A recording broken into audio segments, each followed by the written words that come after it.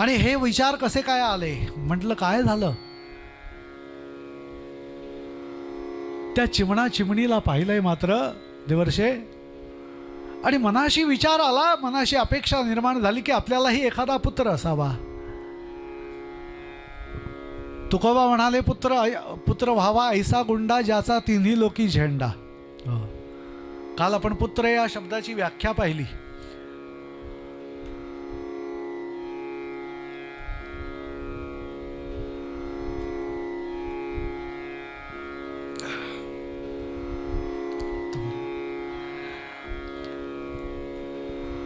की जो वडिलांना पित्याला अधोगतीपासून वाचवतो तो पुत्र खरा, असा एखादा पुत्र व्हावा. देवर्षी म्हणाले, अहो तुमचंच काय? हा प्रश्न माझ्या पित्याला सुद्धा पडला होता. कोणाची गोष्ट? ब्रह्मदेवांची गोष्ट. त्यांना सुद्धा पडला होता. आणि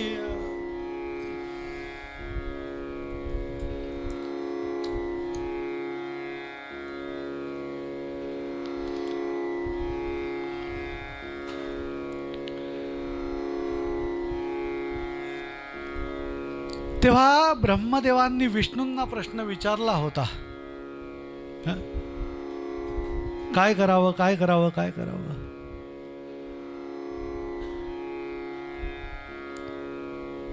विष्णू म्हणाले,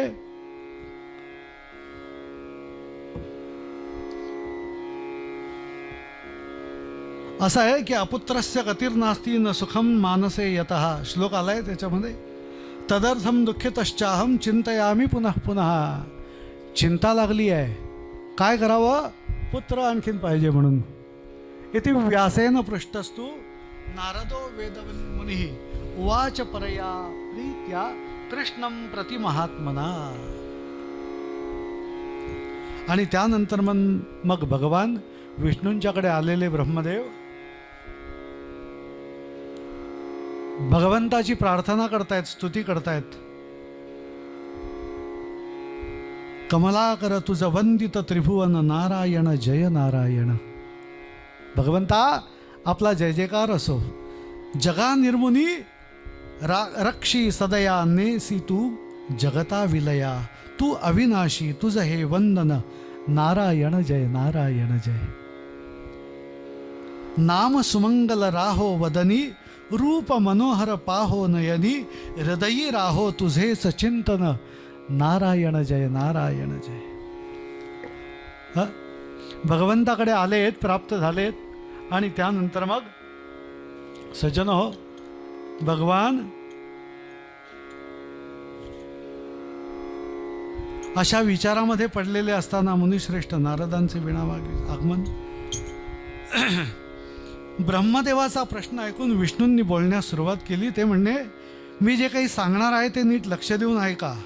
मला शिवाला सृष्टीची उत्पत्ती आणि स्थितीलय करणारा समजतोस, तसंच ही गोष्ट देव आणि दानव मानव यांनाही ठाऊक आहे. भगवंता ब्रह्मदेवा, आपण काय आहात? आपण सर्जक आहात. पालन पोषणाची जबाबदारी माझ्यावर आहे आणि संहार शंकरांनी करावा.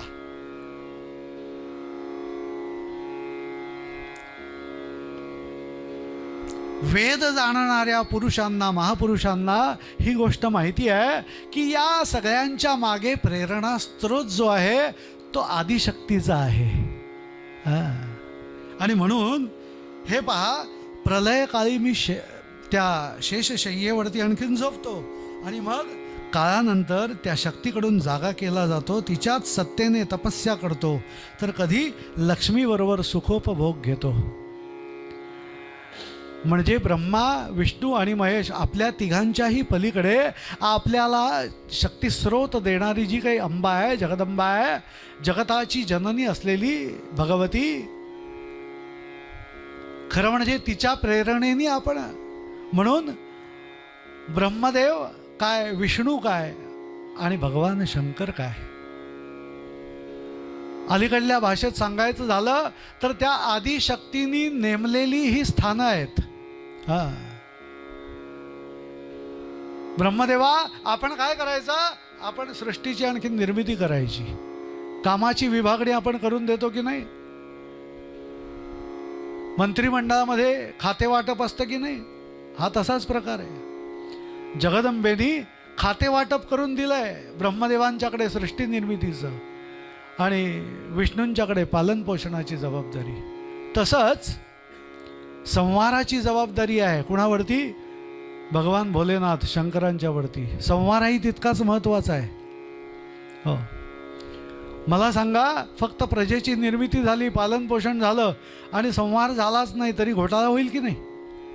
लोकसंख्या किती वाढेल? आता 140 कोटी आहे.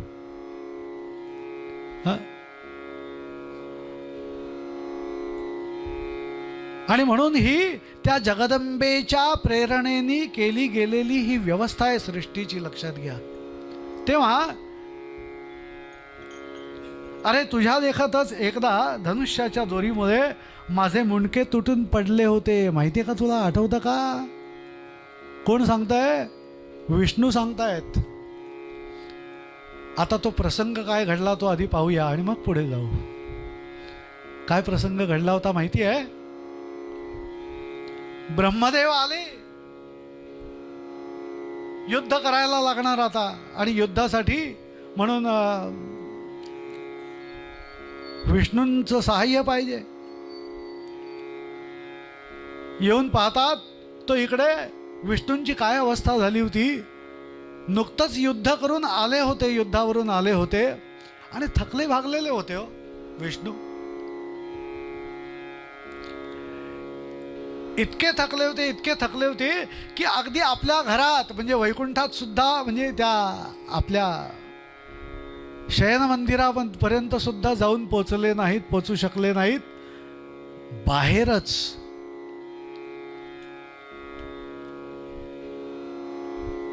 ते धनुष्य हातात घेतलेलं होतं जे, ते जेमतेम टेकवलं आणि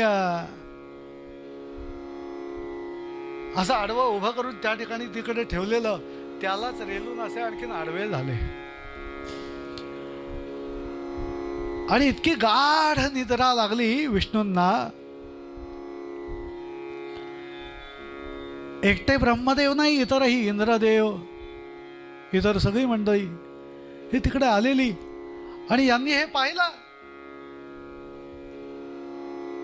विष्णूंना तर झोप लागली आहे, उठवायचं कसं? कारण हे पाप सांगितलंय, जो झोपी गेलेला असतो त्याला उठवू नये. मी आता ह्याच्या पुढे एवढ्या मोठ्या आवाजात बोलणार नाही बरं.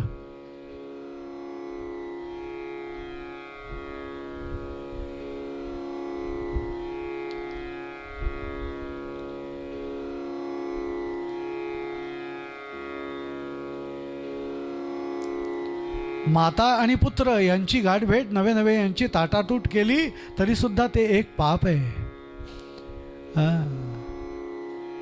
प्रियकर प्रेयसी किंवा पती आणि पत्नी एकांतात असताना जर का कोणी आणखीन व्यत्यय आणला, डिस्टर्ब केलं, तर तेही पाप आहे.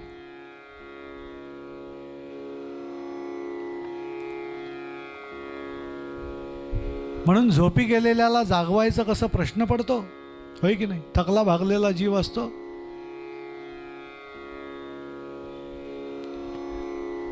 म्हणून काही लोक रात्री झोपताना मोबाईल सुद्धा सायलेंट मोडवरती टाकतात. का? आवश्यक आहे. या देवी सर्वभूतेषु निद्रा रूपेण संस्थिता. शरीराचा थकवा क्षीण घालवण्यासाठी निद्रेची गरज आहे. निद्रा देवीचं सहाय्य पाहिजे आपल्याला. विष्णू झोपलेत आणि आता यांना जागा करायचं कसं बरं? युद्ध तर आणखीन आपल्याला करायचंच आहे आणि विष्णूंची गरज आहे, ते यायलाच पाहिजेत. न येऊन चालणार नाही आहे. करायचं काय?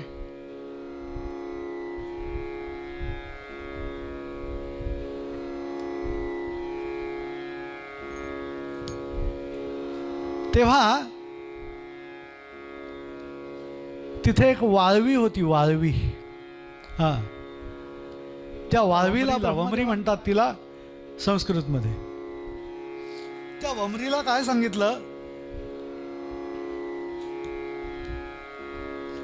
जो श्लोक मुळातला आहे तो वाचून दाखवतो आधी, मग पुढे जातो. देवकार्यम तदा सर्वं भविष्यति न संशयः स वम्रिं संदिदेशाथ देवदेवः सनातनः. सज्जन हो, त्या वमरीला ब्रह्मदेवांनी विनंती केली, तू काम करशील काय आमचं? ती म्हणली, काय काम करायचं?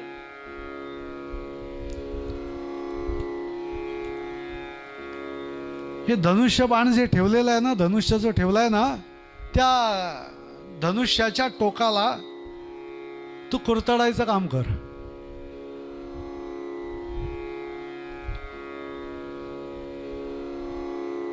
वाळवी म्हणाली,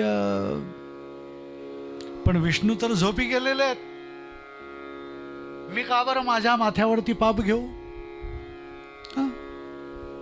पाप आहे ना ते पाप मी कशाला घेऊ?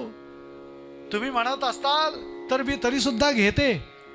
वाळवी म्हणते, ते पापही मी एक वेळ डोक्यावर घेईन, नाही अशातली गोष्ट नाही. पण हा पण मोठा वाईट असतो. ती वाळवी म्हणाली, वमरी म्हणाली,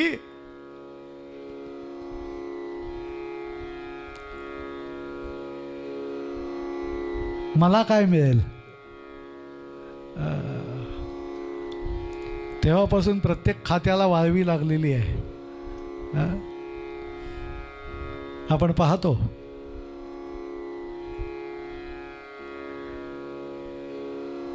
त्याच्याकरता म्हणून शासनाने करप्शन ब्युरो एक वेगळं आणखीन खातं निर्माण केलं. पण उद्या त्या ब्युरोला सुद्धा जर का वाळवी लागली तर काय करणार आहात? हाही प्रश्न आहे, नाही का? असो, विषयांतर नको, पुढे जाऊया. ती वमरी म्हणाली,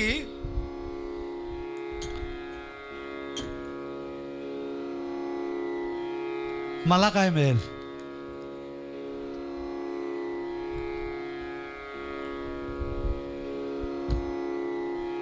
कोणीही जीव आपला काहीतरी स्वार्थ साधल्याशिवाय कोणतंही काम करायला तयार नाही. उलट आपल्याकडे काही काही स्तोत्र अशी आहेत की ते स्तोत्रपाठ केल्यानंतर फायदा काय, असं कोणी प्रश्न विचारू नये म्हणून त्या स्तोत्राच्या एकतर शेवटी किंवा काही ठिकाणी प्रारंभी सुद्धा विद्यार्थी लभते विद्या, धनार्थी लभते धनम, पुत्रार्थी लभते पुत्रान, मोक्षार्थी लभते गतिम. किंवा अथर्व शीर्षाचं आणखीन स्तोत्र घेतलं आपण तरी सुद्धा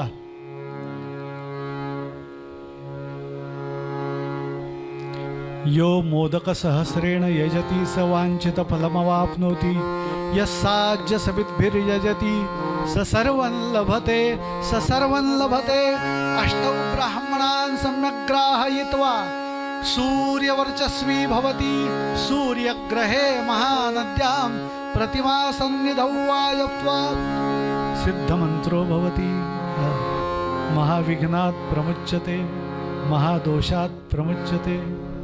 फलश्रुती महापापात् प्रमुच्यते. स सर्वविद् भवति स सर्वविद् भवति य एवं वेद इत्युपनिषत्.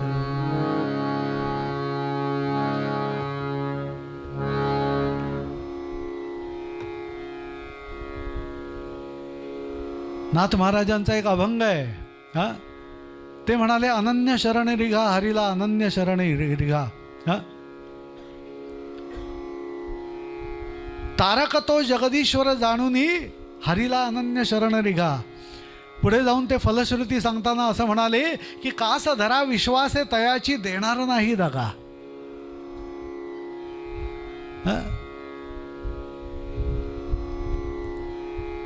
तो कसा आहे? तो दगाबाज नाही आहे. निष्ठावान सेवा जर का आपण केलीत, निष्ठेने सेवा केलीत तर निश्चित फलप्राप्ती आहे. वमरी विचारते, मला काय देणार, लवकर सांगा, जास्ती वेळ नाही, 7 वाजायला आले. लवकर बोला, मला काही देणार आहात का नाही, आणि जर काही देणार असाल तर काय देणार आहात. ते म्हणाले, ब्रह्मदेवांनी सांगितलं असं आपण करूया. ब्रह्मदेवांनी सांगितलं ठीक आहे, आम्ही यज्ञामध्ये तुमचा सुद्धा वाटा ठेवू. कसं असतं, यज्ञ करताना जे काही आणखीन हवीर द्रव्य जी असतात ना, ती यज्ञात टाकली जातात, आहुती दिली जाते. आणि आहुती देताना त्या यज्ञ कुंडाच्या बाहेरच्या बाजूला त्या ज्या पायऱ्या बनवलेल्या असतात बघा, त्या पायऱ्यांवरती काही द्रव्य पडतं. ब्रह्मदेवांनी सांगितलं, ते जे काही बाहेर पडणारं हवीर द्रव्य आहे ना, ते हवीर द्रव्य तुमच्यासाठी आम्ही ठेवू. उचलून गोळा करून यज्ञात काही लोक टाकतात, टाकायचं नाही, यज्ञात नाही टाकायचं. ते त्या वाळवी नव्हे त्या कीटकांसाठी ठेवलेली गोष्ट आहे, व्यवस्था आहे. जसं आपण म्हणतो ना, अहो किराणाच्या दुकानातून तांदूळ आणले का गहू आणले, आणि येता येताना कसं काय झालं कोणास ठाऊक, पिशवीला भोग पडलं, 100-500 दाणे खाली पडले. पण लक्षात घ्या, दाणे जे पडले ना, ते त्या शक्तीने दिलेली प्रेरणा असते. ते दाणे पडावेत आणि त्या कबुतरांना, त्या चिमणी पाखरांना, त्या पक्ष्यांना. आता अलीकडले पक्ष वेगळे आहेत, त्यांना दाणे बरेच लागतात, त्यांनी खाऊन उरलेले आपल्याला मिळतात, असं अलीकडले पक्ष्यांचा भाग आहे. ते पक्षी वेगळे आणि हे पक्ष वेगळे. जे मी पक्षी सांगतोय ते वेगळे आहेत. वमरी म्हणाली, हरकत नाही, ठीक आहे तुम्ही म्हणता त्याप्रमाणे, पण तसं मिळालं पाहिजे. नक्की मिळेल, काळजी करू नकोस. आणि असं वमरीला आणखीन त्या ठिकाणी ते आश्वासन दिलं ब्रह्मदेवांनी. आणि वमरीनी काय केलं माहिती आहे, वमरीनी ते धनुष्याचा जो टोकाकडला भाग होता ना, तो भाग हळूहळू हळूहळू कुरतडला. आणि कुरतडल्यानंतर एक वेळ अशी आली, जे धनुष्य ताणून ती आणखीन प्रत्यंचा जी बांधलेली होती, दोरी जी होती ना, ती दोरी तुटली. आणि कडकड आवाज जो झाला, ओहो हो हो हो हो, धरणी कंपायमान झाली अशी अवस्था आहे, असं सांगितलं, वर्णन केलंय. असं इतका महाभयंकर आणखीन ध्वनी आला, आवाज झाला. काय झालं माहितीये, ते धनुष्य जे आणखीन जे वमरीनी आणखीन कुरतडली होती जी जागा, तिथून तुटलं आणि तो जो भाग होता तो भगवान विष्णूंच्या मानेवरती पडला आणि शिरच्छेद झाला. ओ हो हो हो हो. ब्रह्मदेवांची, इंद्राची वगैरे वगैरे मंडळी जी कोणी जमलेली होती, देवलोक जे जमले होते ना, त्यांची फॅफॅ झाली. मनाशी विचार करतात, अबब हे काय झालं, काय घडलं, असं काही घडेल अशी अपेक्षाही नव्हती, पण असं घडलं कसं.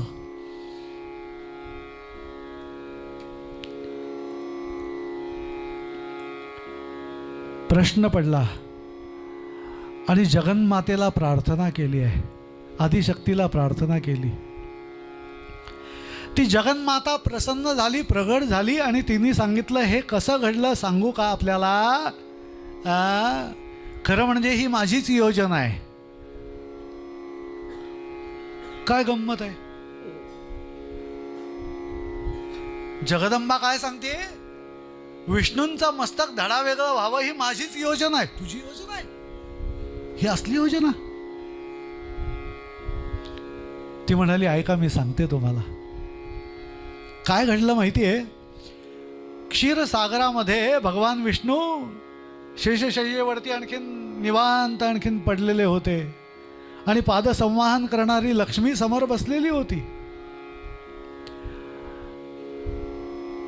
हसली नाही पण प्रसन्न मुद्रेत होती. आणि काय ज्याला आपण म्हणतो मूड बरा होता दोघांचा. काही गडबड गोंगाट नव्हता, काही नव्हतं.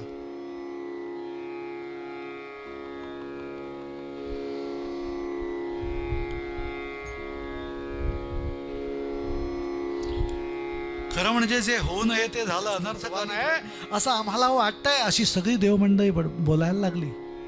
करता करता आज सुद्धा विष्णूचे मस्तक क्षीरसमुद्रात पडलंय, करायचं काय? अशा अवस्थेत असताना मानसिक अवस्था खूप संतुलन बिघडलं हो सगळ्यांचं, आणि स्वाभाविक आहे. मला सांगा, ज्यांनी प्रजेचं पालन पोषण करावं, संपूर्ण जगताचं पालन पोषण करावं, त्याचंच शिर धडावेगळं झालं, हे केवढं मोठं संकट आहे.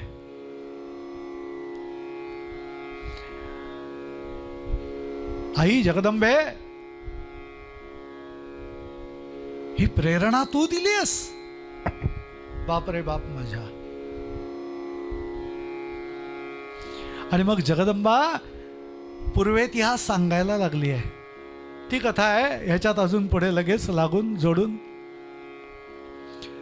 भगवान विष्णू आणि लक्ष्मी, महालक्ष्मी माता दोघे जण आहेत, सुखासीन आणखीन अवस्थेत आहेत थोडक्यात सांगायचं तर. आणि या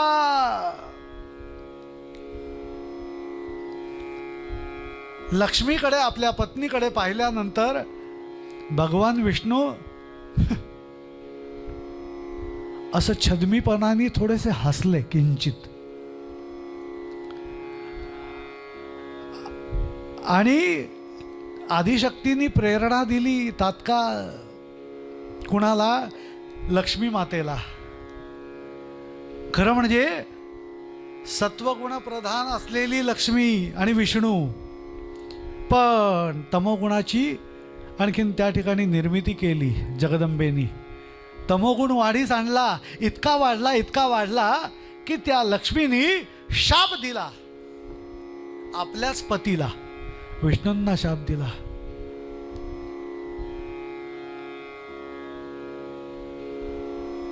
तुमचं मस्तक धडा वेगळं होईल म्हणून. अरे बापरे.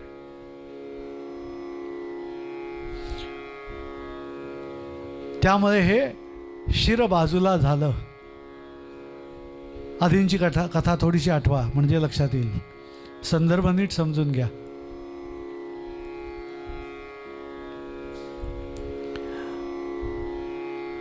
आता जो पालन पोषण करताय त्याचं शिर जागेवर नसेल तर कसं काय करायचं? ह्याच्यातून अजून एक पुढे कथा लागून येते. भगवंताचा, महाविष्णूंचा जो हयग्रीव अवतार झाला, ती कथा याला जोडून येते. देवी भागवतात ती कथा अशी आहे. एक हयग्रीव नावाचा राक्षस, असुर, इतका माजला होता, इतका मातला होता की काही विचारता सोय नाही. जिकडे तिकडे अनिती, अनाचार, भ्रष्टाचार, अधर्म.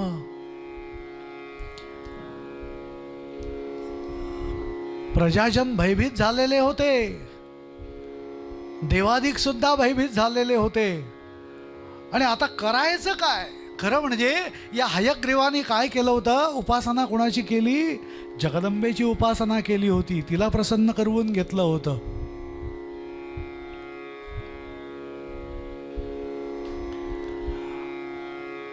आणि मागणं काय मागितलं? वर काय मागितला? त्या हयग्रीवाने मागणं मागितलं होतं की मला मरण नको.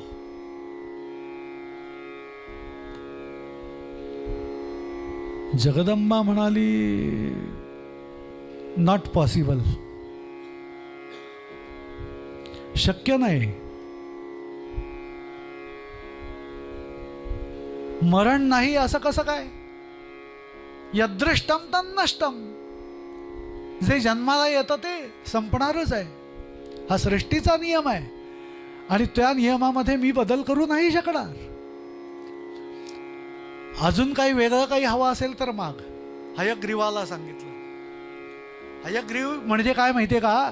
बाकीचा देह सगळा मनुष्याचा देह, आणि हे ग्रीव म्हणजे ही मान, इथपासून वरचं जे मुख जे आहे, शिराचा जो भाग आहे तो घोड्याचा.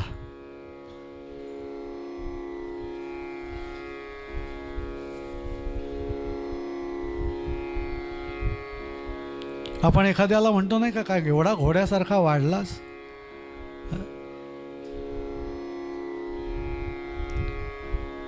तो असुर हयग्रीव नावाचा तो सुद्धा असा माजला होता, मातला होता. कशामुळे? जगदंबेनी आदिशक्तींनी त्याला आणखीन वरदान दिलं की त्यांनी मागितलं, जर का आपण प्रसन्न आहात माते तर मला निदान एवढं तरी द्या की माझा मृत्यू बाकी कुणाकडून नको, फक्त माझ्यासारखा हयग्रीव जो कोणी असेल, म्हणजे देह माणसाचा आणि मुख अश्वाचं, घोड्याचं असा असेल, त्याच्याचकडून फक्त माझा मृत्यू व्हावा, बस एवढं तरी मागणं द्याल ना. जगदंबा म्हणते आता काय, ठीक आहे दिलं, तथास्तु. पहिला वर नाही दिला, मृत्यूच नको, नाही चालणार, पण दुसरा वर दिला. आणि आता जो माजला होता, मातला होता तो हयग्रीव, त्या हयग्रीवाच्या ओहो हो त्राही आणखीन पृथ्वीची अवस्था झाली.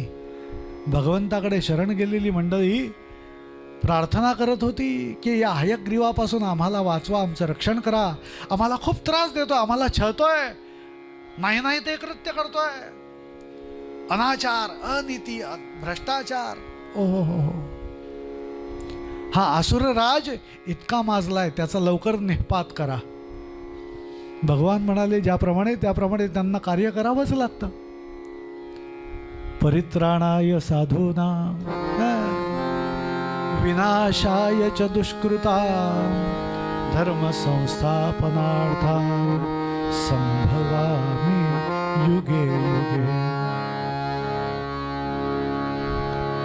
किंवा यदा यदा हि धर्मस्य ग्लानिर्भवति भारत अभ्युत्थानमधर्मस्य तदात्मानं सृजाम्यहम्.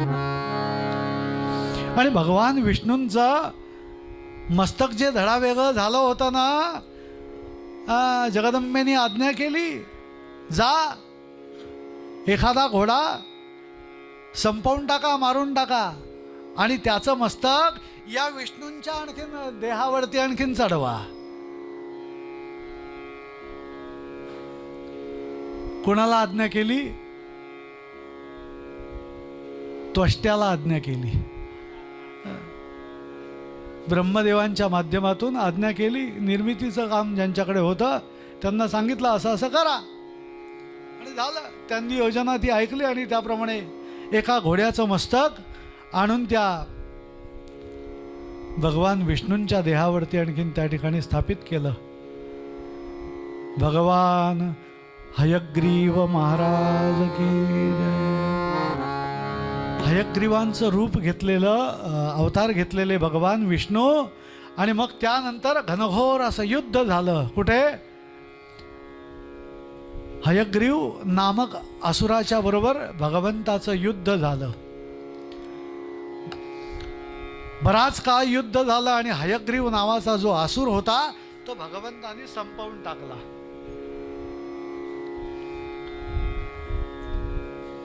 बरं, याला वरदान तरी का दिलं होतं? यांनी जगदंबेची मनापासून प्रार्थना केली होती, तपश्चर्या केली होती, म्हणून वरदान मिळालं होतं. पण वरदान मिळाल्यानंतर तो इतका माजला होता, मातला होता की घोटाळा झाला. आणि म्हणून सज्जन हो, त्या ठिकाणी त्या हयग्रीवाचा नाश केला, संपवून टाकलं हयग्रीवाला भगवान विष्णू. आणि पुन्हा एकदा जिकडे तिकडे शांतता पसरली आणि पुढे आपल्या स्वस्थानी निघून गेले. त्यानंतर मग मधु आणि कैटभांची कथा येते या 6व्या अध्यायात. जे उत्पन्न कसे झाले आणि ज्यांनी कसं त्राही त्राही करून सोडलं प्रजाजनांना. थोडंसं नामस्मरण घेऊया आणि मग पुढली कथा ऐकूया.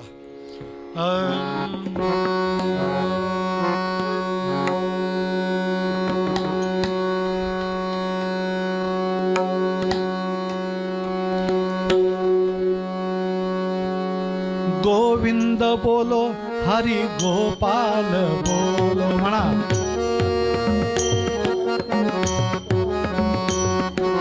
गोविंद बोलो हरी गोपाल बोलो.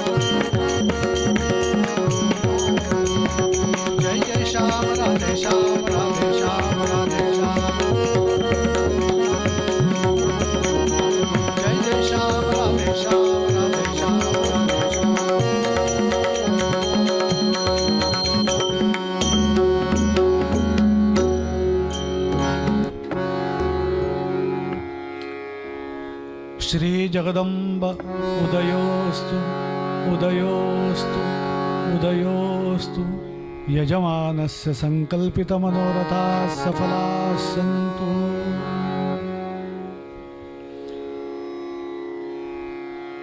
यानंतर कथा येते ती या मधु आणि कैटभांची. यांची उत्पत्ती कशी झाली तर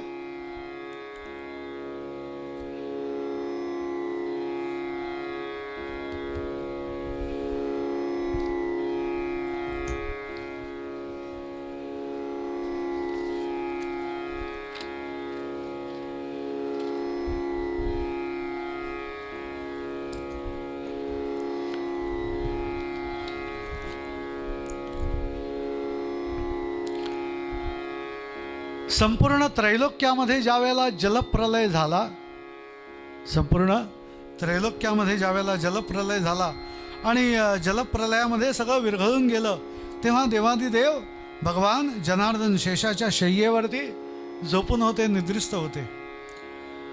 आणि त्या एका वेळेला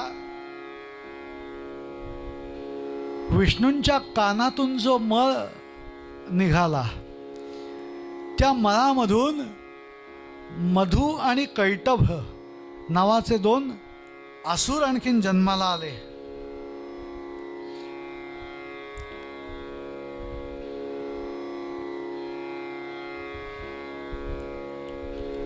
सूत म्हणाले, अशा तऱ्हेने ते दोघे जण विचार करीत असताना एकाएकी कैटभ बोलू लागला. वाढले वाढले तात्काळ क्षणभरामध्ये त्यांचे देह इतके मोठे झाले. आणि अरे मधु, आपण या पाण्यात या स्थिर शक्तीमुळे आहोत आणि तीच महाशक्ती याचे मूळ असणार, तेव्हा हे अमर्याद पाणीसुद्धा तिच्याच आधारावर आहे आणि आम्ही दोघेही तिच्यापासून उत्पन्न झालेले आहोत, त्या शक्तीपासून. आणि म्हणून यांनी काय केलं, त्यांना हे ज्ञान झालं आणि त्या असुर दोघेही मोठे काळजीत पडले. एकाएकी त्यांना अंतराळातून वाघबीज रूप अशी मोठी गर्जना आणखीन त्या ठिकाणी ऐकू आली.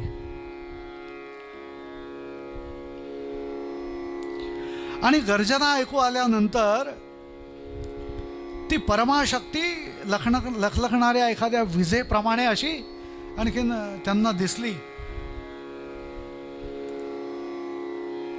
आणि आकाशामधून त्यांना काहीतरी एखादा मंत्रच असावा व तेजरूपाने आणखीन आपल्याला त्याचे दर्शन झाले असे ठरवून त्या दोघांनी काय केलं, एकाग्रपणे एकाग्र चित्ताने जप सुरू केला.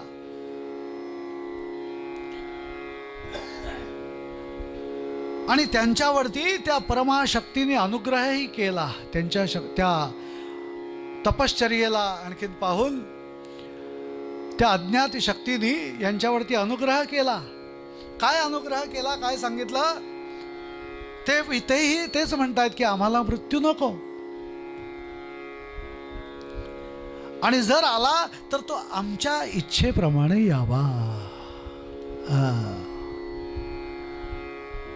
देवी जी आदिशक्ती होती ती म्हणाली मृत्यू नाही, असं नाही जमणार. पण ते म्हणाले ठीक आहे, निदान आमची इच्छा जशी होईल ना,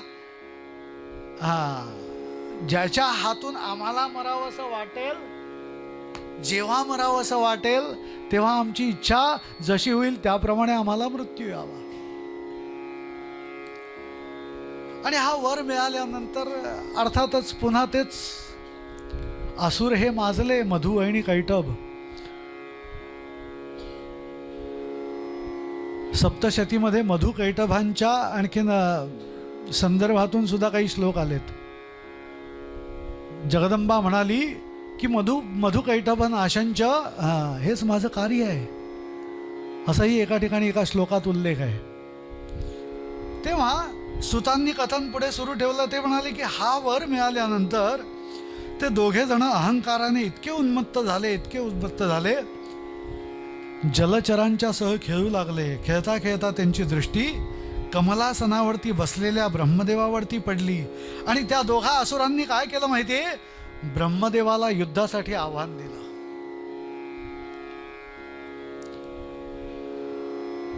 असं आहे, शक्ती एकदा मिळाली आणि त्या शक्तीचा गर्व झाला की घोटाळा सुरू झाला, विनाशाकडे जाण्याचा मार्ग सुरू झाला असं समजून जायचं. मधु आणि कैटभांना शक्तीने आणखीन वरदान दिलं. जसं वरदान दिलं त्याप्रमाणे ते अधिक उन्मत्त होत गेले. सुत सांगतायत, ब्रह्मदेवांनी सुद्धा मग देवीची स्तुती केली आहे, जगदंबेची, आदिशक्तीची. सर्वमंगल मांगल्ये शिवे सर्वार्थ साधिके शरण्ये त्र्यंबके गौरी नारायणी नमोस्तुते. सृष्टिस्थिती विनाशानां परिणाम प्रदायिनी गुणाश्रये गुणमये नारायणी नमोस्तुते. नमो देव्यै महादेव्यै शिवायै सततं नमः. नमः प्रकृत्यै भद्रायै नियताः प्रणताः स्मृताः. श्री जगदंब उदयोस्तु उदयोस्तु.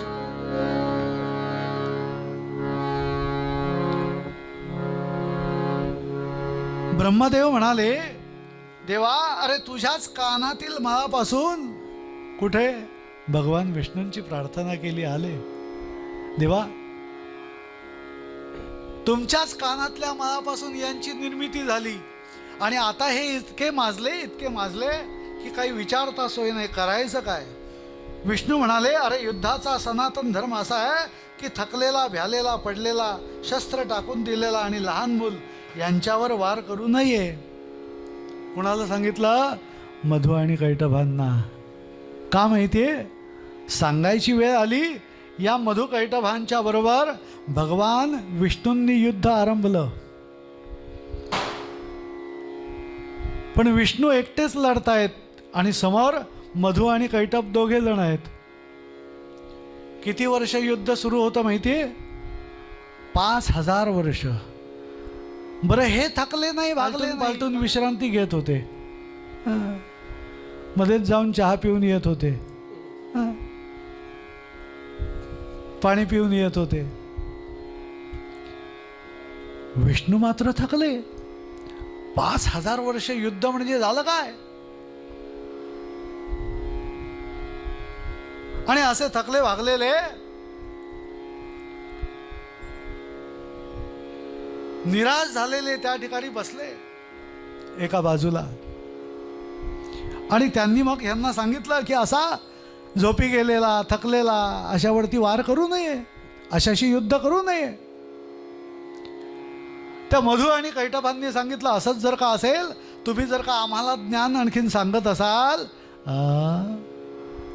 तर शरण या.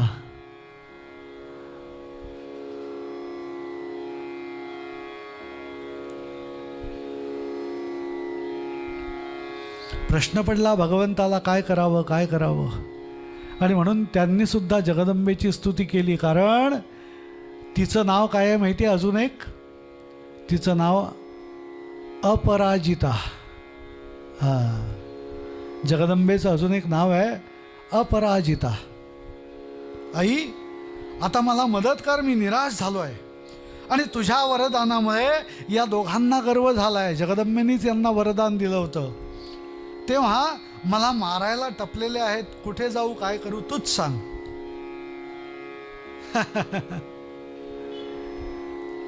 जगदंबा हसली थोडीशी. हे विष्णू, अरे तू पुन्हा युद्धाला उभा राहा, काळजी का करतोस? मी आहे ना, पाहते ना. Don't fear, I am here. जगदंबेनी सांगितलं, काळजी कशाला करतोस? आणि झालं. कारण यश किंवा अपयश या दोन्ही गोष्टी या दैवाधीन आहेत आणि बलवंताचा नेहमी जय होतो. परंतु दैव अनुकूल असेल तर दुर्बल सुद्धा विजयी होतो. विष्णू एकटेच पडले होते, युद्ध करता करता थकले होते, भागले होते. त्रासले होते, पण उपाय सापडत नव्हता. आणि म्हणून पुन्हा एकदा त्याच जगदंबेची प्रार्थना केली आहे. आणि मग जशी प्रार्थना केली तशी देवी जगदंबा नवसाला पावली, नाही माझी नवसाला पावली.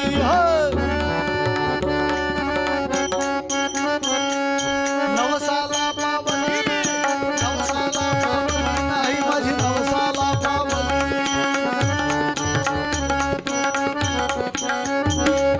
हृदयाचा चौरंग मांडिला, हृदयाचा चौरंग मांडिला, वरी पैसविले, वरी पैसविले त्या आंबेला नवसाला पावली. कशी कळेना आज अचानक झोपडीत आली, नवसाला पावली पावली. उदयोस्तु जगदंबे,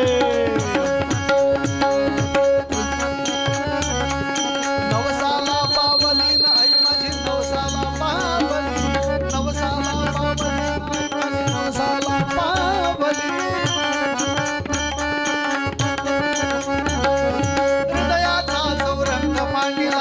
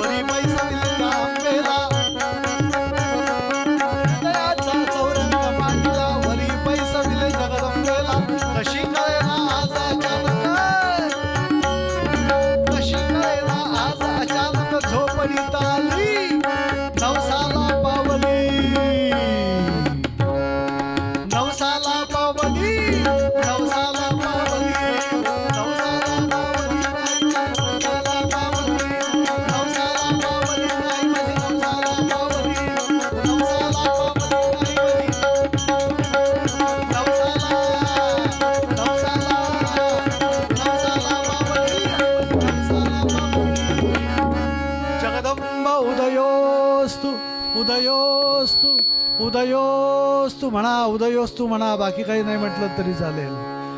उदयोस्तु. आपल्या अंतरी प्रेरणा व्हायला पाहिजे ना, बुद्धी जागृत व्हायला हवी आहे ना, कल्याण व्हायला हवंय ना. आपण उदयोस्तु म्हटल्याखेरीज, मुखातून आपल्या उदयोस्तु आल्याखेरीज जगदंबा उदय होत नाही, जगदंबेचा उदय होत नाही. जगदंबा आलीये, प्रगट झाली आणि विष्णूंच्या सहाय्यार्थ त्या ठिकाणी उभी ठाकली. काळजी करू नका विष्णू, काळजी नका करू, मी आहे ना, युद्ध करा. आणि झालं.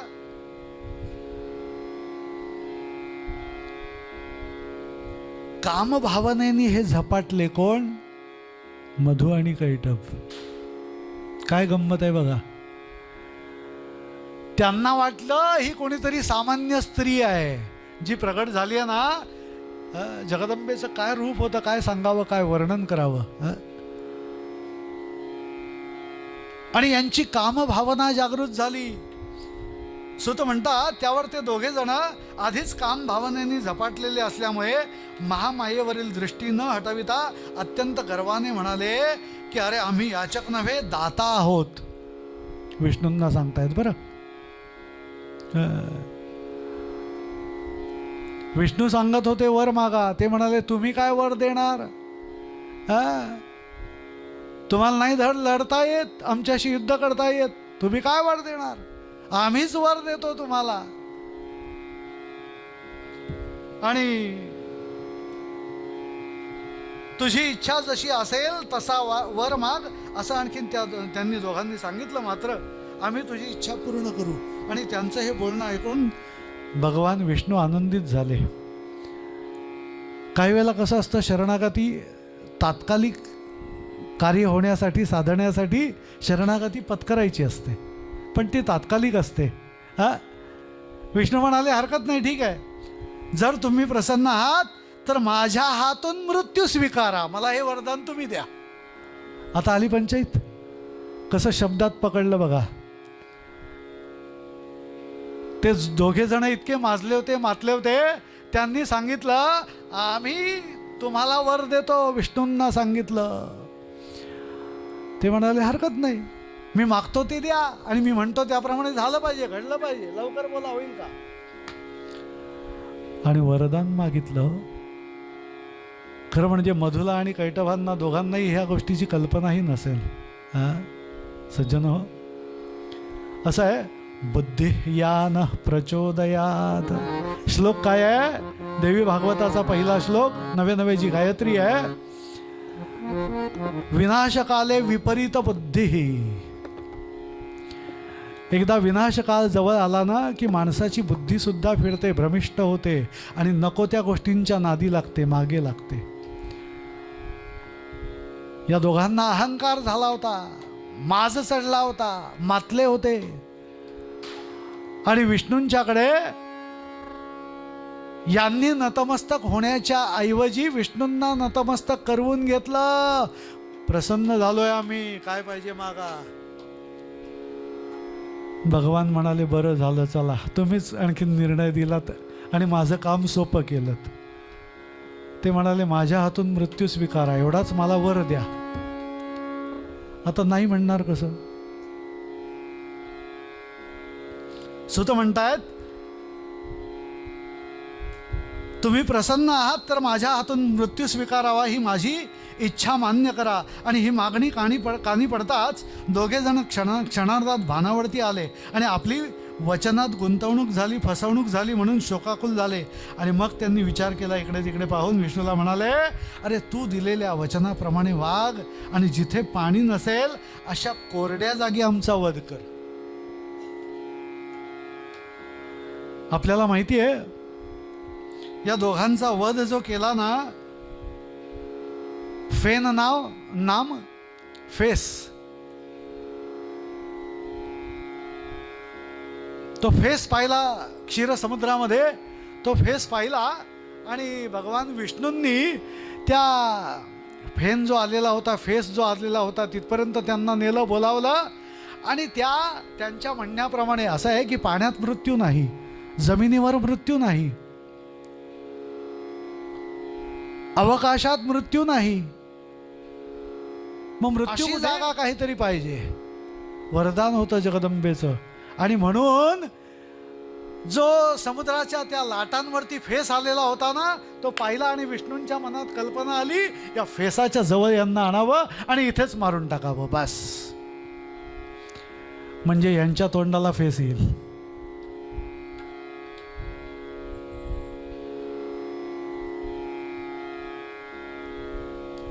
लक्षात घ्या, आपली बुद्धी आपण कितीही चालवली, कशीही चालवली, तरी आपला बाप वरती असतो. हे त्या मधुकैटभांना पण कल्पना नाहीये.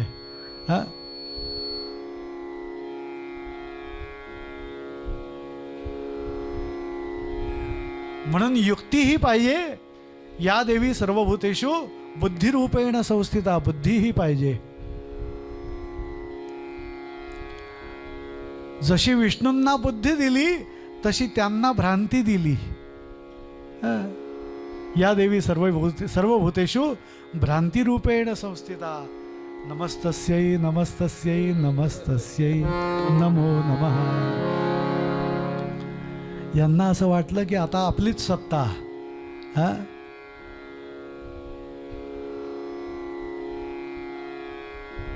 आणि मग विष्णूंनी या दोघांचा आणखीन त्या ठिकाणी त्या फेनावरती, म्हणजे त्या फेसावरती, समुद्रात त्या लाटांवरती आलेल्या फेसावरती या दोघांना नेलं आणि तिकडे त्यांचा आणखीन नाश केला. सांगायचं तात्पर्य, मधु आणि कैटभांचा वध अशा रीतीने झाला.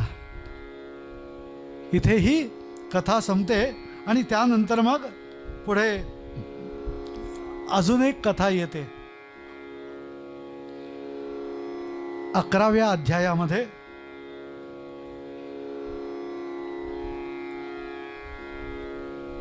चंद्राचा जो पुत्र बुध, त्याचं नाव, त्या बुधाच्या जन्माची कथा येते. ऐकूया.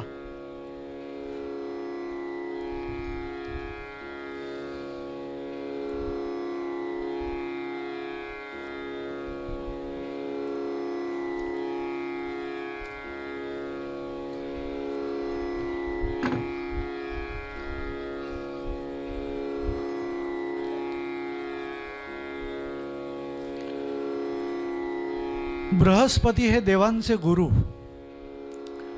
आणि या बृहस्पतींची पत्नी जिचं नाव होतं तारा, आणि ही तारा अत्यंत सुंदर आणि पतीच्या तुलनेत तरुण, सुंदर आणि तरुण. काय झालं, या बृहस्पतींची जी ही तारा होती ती एक वेळ अशीच आणखीन त्यांचे यजमान बृहस्पतींचे कोण, चंद्र, तो चंद्र यजमान, आणि त्या चंद्राला पाहिलं, नजरानजर झाली, भेटाभेट झाली, आणि काय झालं आपण म्हणतो लव्ह ॲट फर्स्ट साईट ज्याला म्हणतात ते. प्रथम तुझं पाहता जीव वेडावला, एवढा एक चरण म्हणतो म्हणजे आपल्याला कल्पना येईल. कविता अशासाठी आहे की आपल्याला कल्पना यावी नेमका प्रसंग काय घडला.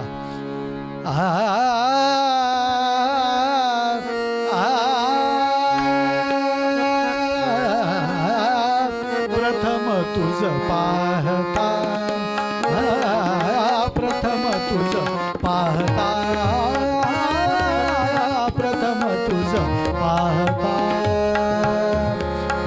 कोणाची गोष्ट चालली आहे, कथा कोणाची आहे, तारा, बृहस्पती पत्नी तारा, आणि तिच्या समोर आलेला तो चंद्र. तो चंद्र दिसायला सुंदर हो, चंद्रच तो. जीव वेडावला, जीव वेडावला, उचलुनी घेतले, उचलुनी घेतले, निजरती मी तुला. प्रथम तुझ पाहता, प्रथम तुझ पाहता.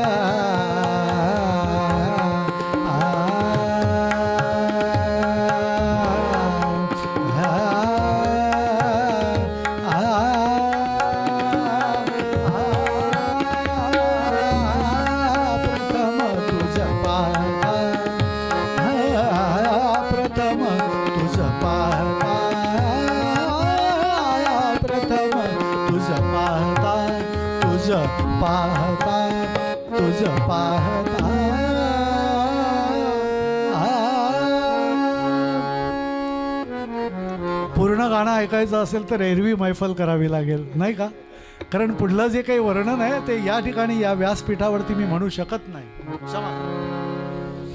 आपल्याला संदर्भ काय घ्यायचा आहे, ती जी तारा आहे बृहस्पती पत्नी जी आहे तारा, ही दिसायला खूप सुंदर आहे हो. इंग्रजीमध्ये स्त्रीच्या सौंदर्याला ब्युटिफुल म्हणतात, लक्षात घ्या. इंग्रजीमध्ये, इंग्रजी भाषेत स्त्रीच्या सौंदर्याला ब्युटिफुल म्हणतात आणि पुरुषाच्या सौंदर्याला हँडसम म्हणतात. तुम्ही जर का वाक्य लिहिलं की ही इज ब्युटिफुल, 0 मार्क्स. आणि जर का वाक्य लिहिलं she is beautiful, yes, accepted. She is beautiful and he is handsome. कुठे काय शब्दाची योजना करायची. काही लोकांना कसं असतं, विषय आला म्हणून थोडासा विनोद. असं आहे, मध्येच जर का ती निद्रादेवी येऊ पाहत असेल, तुमच्यावरती प्रसन्न होऊ पाहत असेल तर पंचायत नको. इंग्रजी भाषेचा विषय निघाला म्हणून बोलतोय. परवा काही लोक चर्चा करत होते, अहो असा असा कार्यक्रम होता, किती लेडीज बायका आल्या होत्या. विनोद संपला.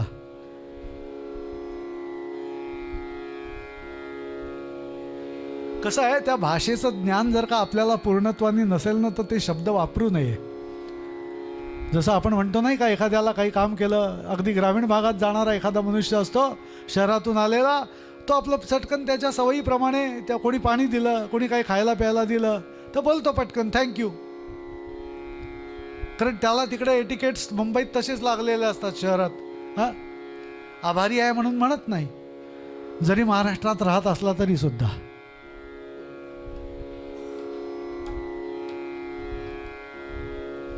कुठेतरी ग्रामीण भागात जातो, हां, कोणीतरी माता, एखादी भगिनी कोणीतरी काहीतरी देते, हां, चहा थालीपीठ वगैरे, आणि तो म्हणतो थँक्यू. तिला या भाषेचं जिला ज्ञान नसतं, ती म्हणते आम्ही कसलं थँक्यू, तुम्हीच थँक्यू. नाही का, असे प्रसंग घडतात. सांगायचं आहे काय मला, भाषेचं ज्ञान नीट असल्याशिवाय, पूर्ण असल्याशिवाय. अनेक गमती जमती आहेत, सगळ्याच काही इकडे मला सांगता येणार नाही आणि तेवढा वेळ नाही आपल्याकडे. घड्याळ चालू आहे म्हणजे सुरू आहे. 7:40 होत आली आहेत, 38 झालेत, आणि 7:50ला 7:55 चालेल, 5 मिनटं एक्सटेन्शन. कोकण रेल्वेला उशिरा जायची सवय आहे, उशिरा यायची जशी सवय आहे तशी उशिरा जायची पण सवय आहे.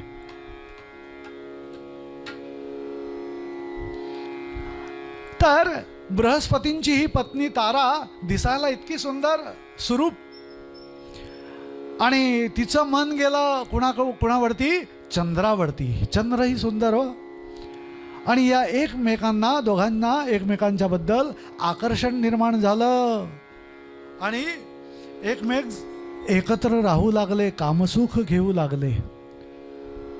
पाहायला गेलं, अलीकडल्या भाषेत सांगायचं झालं तर लिव्ह इन रिलेशनशिप. हा, पत्नी कुणाची, बृहस्पतींची. बरं, इंद्राला काय कमी नाही, 28 दक्षकन्या या सगळ्या ह्याच्या पत्न्या. एवढ्या असून सुद्धा नजर गेली कुणावर.